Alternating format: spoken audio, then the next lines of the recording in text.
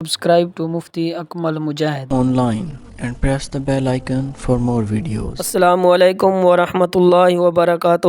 محمد وسیم کراچی سے سوال کرتے ہیں کہ شوہر اور بیوی کا اکٹھے غسل کرنا جائز ہے یا ناجائز ہے؟ کیا میاں اور بیوی ایک ساتھ غسل کر سکتے ہیں یا نہیں؟ اس بارے میں رہنمائی فرمائیں۔ تو محمد وسیم نے بہت ہی اچھا سوال پوچھا ہے۔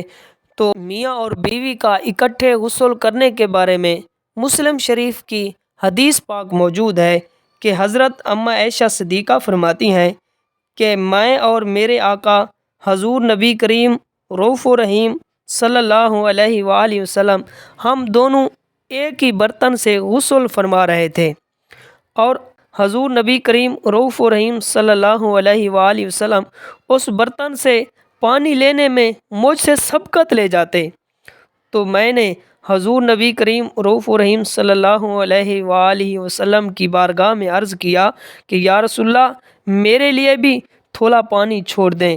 تو اس حدیث پاک سے پتہ چلتا ہے کہ میاں اور بیوی ایک ساتھ غسل کر سکتے ہیں۔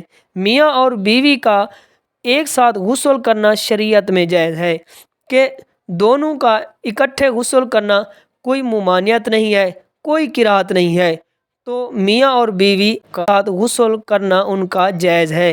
تو امید کرتا ہوں کہ یہ مسئلہ آپ کو سمجھ آ گیا ہوگا۔